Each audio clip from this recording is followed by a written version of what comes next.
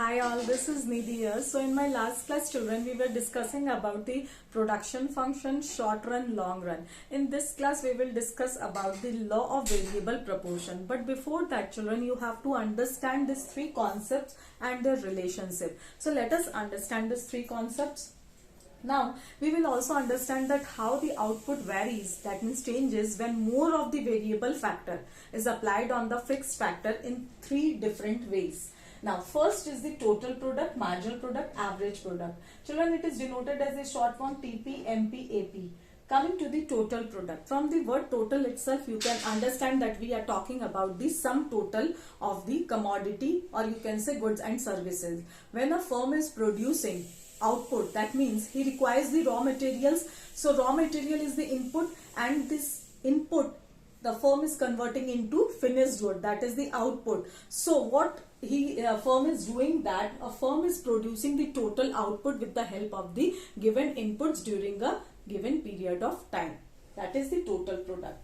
It refers to the total amount of goods and services produced. We are talking about the total amount of goods and services produced during a given period of time by combining all the units of a variable factor with the fixed factor.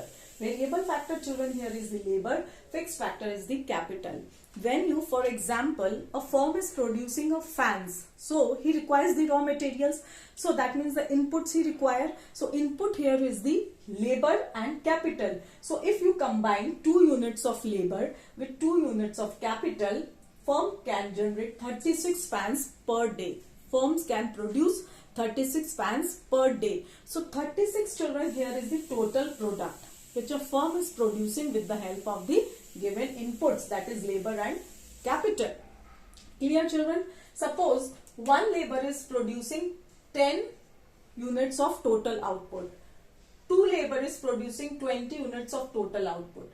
3 labor is producing 30 units of the total product. That means second worker is producing the total output is 20. So this is the total product. 3 labor is producing the total output 30. So this is the total product. I hope it is clear.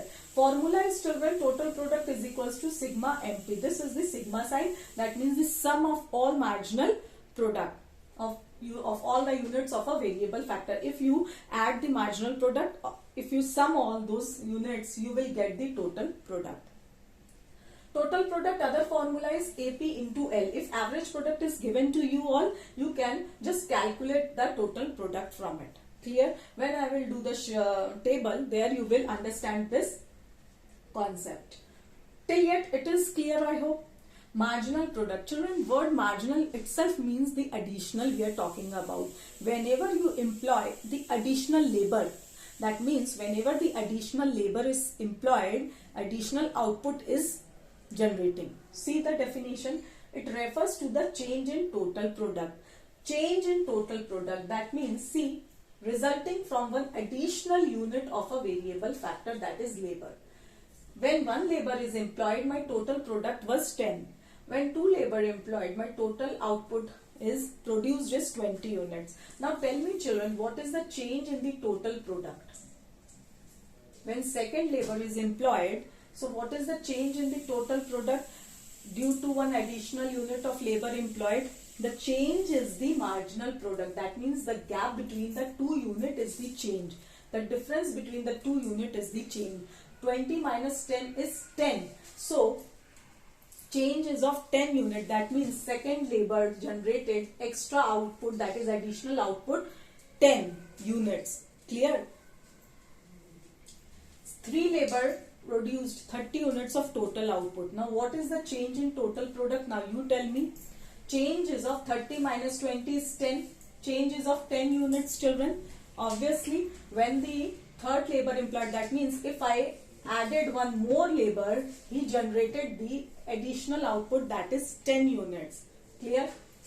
It refers to the additional output. This is the additional output produced with the use of additional labor. That is variable factor is the labor. Clear? More I will make you clear when I will discuss the schedule. Marginal product formula is children, change in TP by change in labor.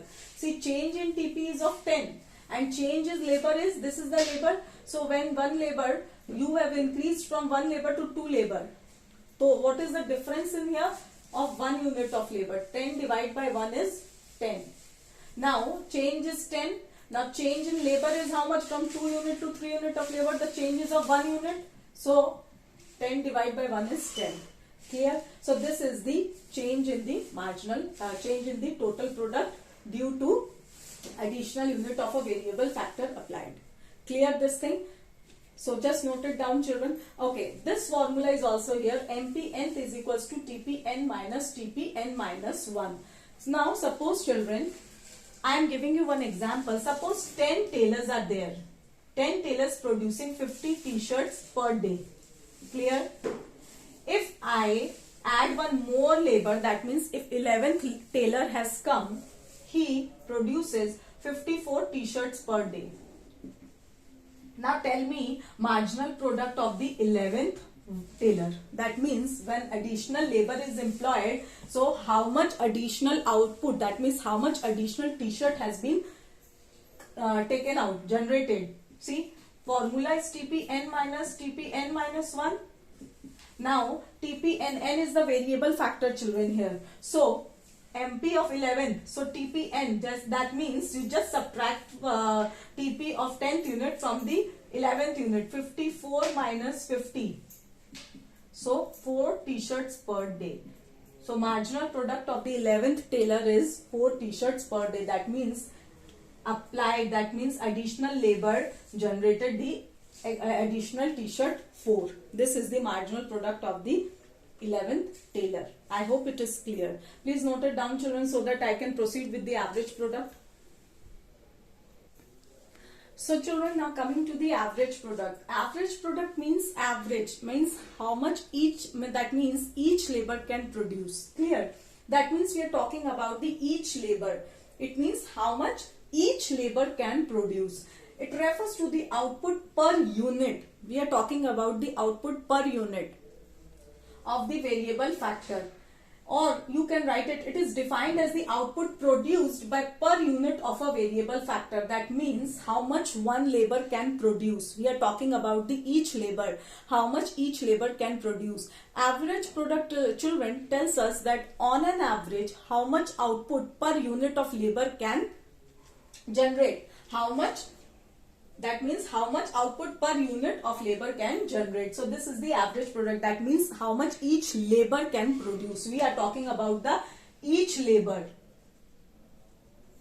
Suppose for example, when one labor is employed, he produces the 10 output.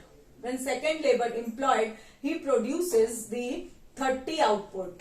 Third labor employed, he produces 40 output. Now what is the average output? So average output, how we can calculate? It is calculated by dividing total product by the number of units of labor employed. So 10, this is the labor and this is the total product. So 10 divided by 1, 10. Clear? 30 divided by 2, 15. 40 divided by 3. So you find it out. So this is the average product. That means how much each labor can produce. Clear, children? So this is the average product. Now children, coming with the help of an example, let us understand more about the average product. Suppose, children, a firm is paying 100 rupees per worker per day. Suppose there is one firm and I am a worker. So a firm is giving me 100 rupees per day. Clear? For producing pencils. So a firm is giving 100 rupees per worker per day and a worker is producing 10 units. That means a worker is producing 10 units in one day. So average product will be 100 divided by 10 is 10. That means per unit I am talking about. That means the cost of one pencil is rupees 10 per unit. That means 100 rupees I was paying to the worker and per day, and he produced 10 units of pencil. Clear? He produced the 10 units of pencil. Now what is the cost of pencil of per unit? So I was giving one pencil cost is 10 per unit. Now again I was paying 100 rupees to other worker, same other worker per day. He produced 20 output. That means average product increases from 10 to 20. So now see, 100 divided by 20 is 5. That means now 5 per unit. The cost of one pencil is the 5 per unit. So what I can see here is that, and so on. Again I paid 100 rupees to a worker and average product increases from 20 to 25. That means he produced 25 units of pencil. So what is my average of one pencil? 4 per unit. So what I can see that as my average product increases, my labor cost is reducing. My wage per unit is falling. So when my average product is increasing, labor cost reduces. Labor becomes efficient, economical and cheaper. So here my labor becomes cheaper. See, my labor cost is reducing, but my average product is increasing. One labor was producing 10 units and I was paying for one pencil 10 per unit I was paying. Again I paid 100 to other worker. He gave me 20 units of pencil. So my cost of one pencil is 5. Again I paid 100 rupees to the other worker and he gave me 25 units of pencil. That means my average product is increasing. So what I can see, my wage per unit, that my labor cost is falling. So obviously I will earn profit. As my average product is increasing, my labor becomes cheaper, economical and efficient. So what I can see here is that cost of production falls down and the company earns profit. Obviously when you were producing 10 units of, when the labor was producing 10 units of pencil, he was getting 10 rupees per unit of pencil. And when my average product increases, now the second worker came, he was efficient of producing 20 output and he only got 5 rupees for one pencil. So that means my labor becomes, see, my wage per unit is reducing, my labor becomes cheaper, efficient and economical. So that what my cost of production falls down and the company earns profit. So this is the case of the average product. When average product increases, my labor becomes cheaper, economical, efficient and the company earns profit. Cost of production falls down and company earns profit. This is my average product. Please note it down, children. Now, in the next class, I will make you understand the relationship between total product and marginal product, and then we will continue with the law of variable proportion. Thank you.